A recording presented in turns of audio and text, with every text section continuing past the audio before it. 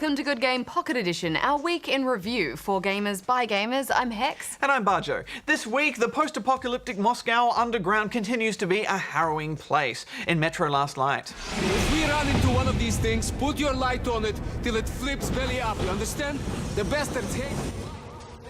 But that's not the only game we've been playing. Let's take a look at the downloadable sneaking action of Monaco. What's yours is mine. This is a downloadable game on PC, Mac and Xbox Live Arcade for 1 to 4 players. From the retro-style, top-down perspective, you control a team of professionals, each with a specific set of skills and set out to pull off the perfect Ocean's 11-style heist. There's the cleaner who can knock out unsuspecting enemies. Sneaking. The gentleman who uses disguises. The pickpocket who has a monkey that collects loot without being detected. Go monkey, go! Go monkey! And a bunch of others. Oh, I can't beat your monkey. I liked using the mole because he can dig through walls. It's still just go through the whole mold, Prince.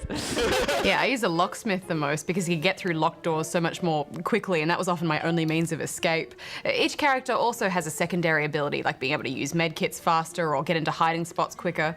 It's a frantic challenge and a good test of your ability to analyze a dangerous situation and defuse it in style. Or chaos. Things are not going well.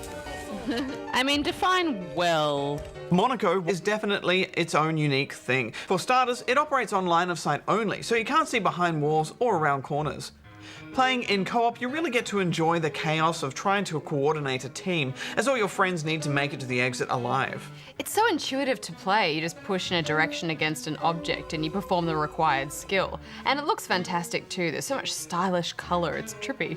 It's a perfect game to jump online and have a quick session with some friends, so I gave it 7 out of 10 rubber chickens. Yeah, I really loved it. You're mostly grabbing loot, but there's some other little objectives as well and lots of details to cover, so I gave it 8. Now, the original Robot Unicorn Attack was utterly redonkulous with its Erasure song and platform prancing, but the fact that it now has a sequel is a wish come true.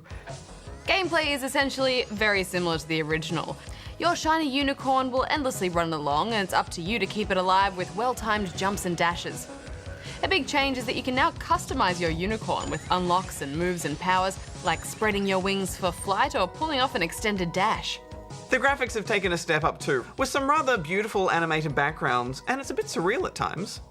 There are now community challenges as well, so you can play to boost Team Inferno or Team Rainbow and win more teardrops for customizing your steed. It's a free game on iOS, though microtransactions do exist in the form of a selection of 80s songs that you can purchase to play along to. You know, it's such a simple concept, but the added upgrades and competitive elements really kept me coming back for more, so I gave it 8. Team Rainbow for Life, I gave it 7 out of 10. Now, the ambitious strategy of StarDrive. StarDrive sees you exploring, expanding, exploiting, and exterminating in your quest to rule the galaxy. You'll be building colonies and conquering new worlds all in real time. This is known as a 4X game, and there's no real story here other than the story you forge for yourself. You simply pick one range of races, all with various good and bad traits, or create your own if you want. Then you hit engage, and the game begins. It can seem a bit overwhelming at first, and the tutorial doesn't have a lot of depth. I usually just built up as big a fleet as possible and won through sheer numbers rather than using any clever thinking. There is that sense of scale as you zoom seamlessly from a planet to the solar system and then further out into the galaxy, and I think that's really impressive. It did feel a bit slow-paced to me, even on the faster speeds, but I had a pretty good time building my empire, so I gave it 7.5 out of 10 rubber chickens. I just love how many sci-fi references they managed to cram in there, from the engage button at the start of the game to the Ewok-like Owlwalk race of little mind-controlled birds, so I gave it 7.5 as well. Right, off to the Ask Good Game desk with us. Yes, make it so. Okay. You like what I did there? I did. Yeah? Good game. Okay, Hex, which question do we have today? Well, how about this one from Mega Miner 007, who is in Melbourne, Victoria.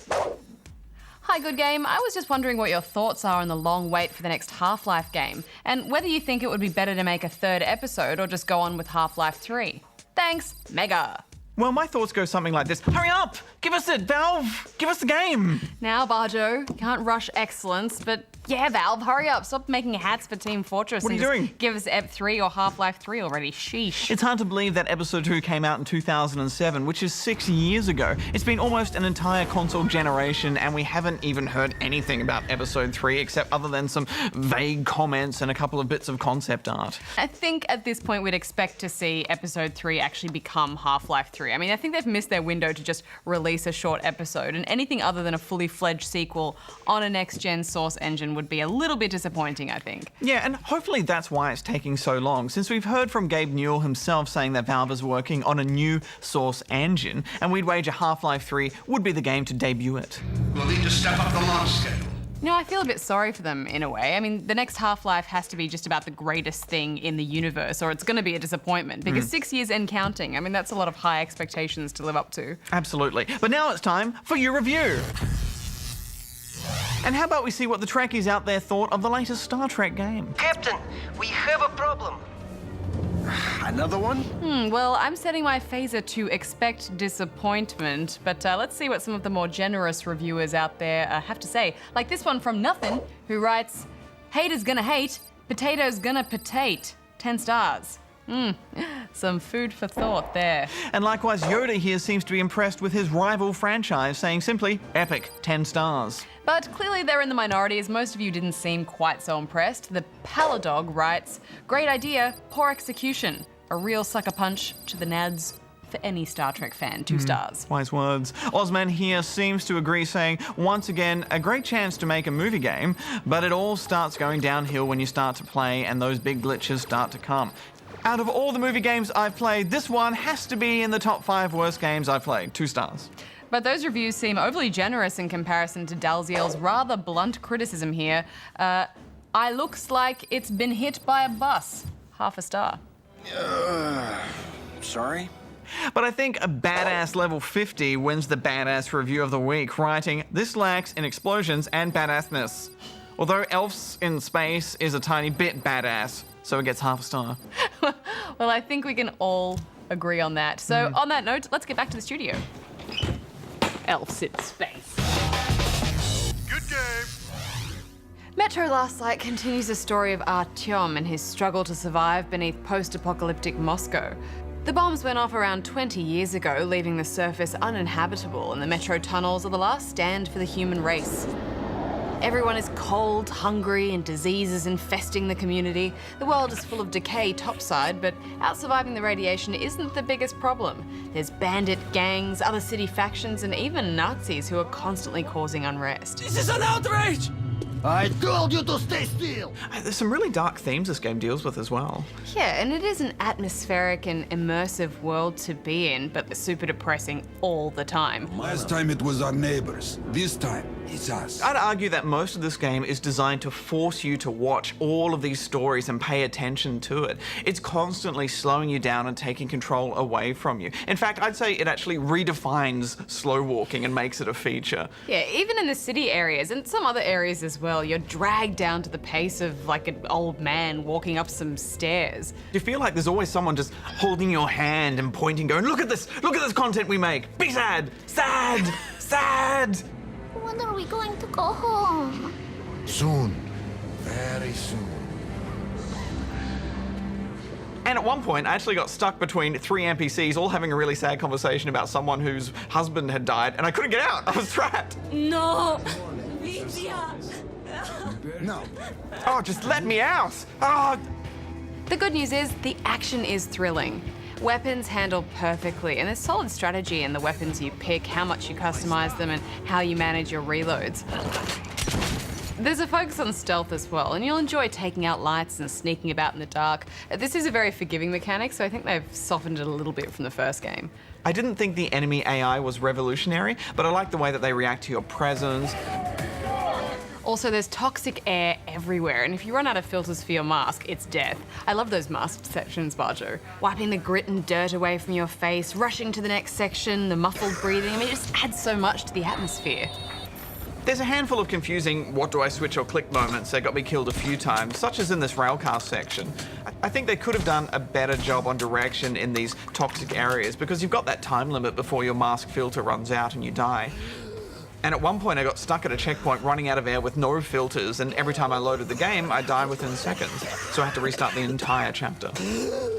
Yeah, I know why they've done it though. It creates that sense of panic. I mean, those toxic sections are meant to be stressful, unfamiliar situations. You're not meant to be there and you're not meant to like it.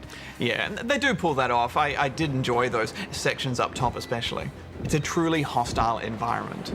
Yeah, it's great up top, especially later in the game when you're pursuing the Dark One while fighting off huge enemy platoons.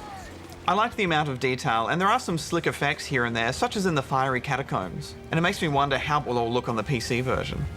At the end, I just felt like I'd had one good fight each hour, and the rest of the time I was just being dragged through this depressing dialogue, and all that control was taken away from me so much. But I regret playing through it, but I only gave it 6 out of 10 rubber chickens.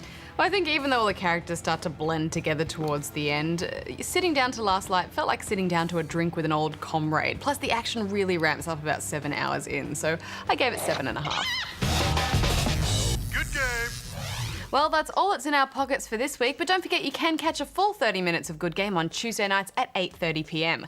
This week we're going to be taking a look at the magic produced by LucasArts over the years.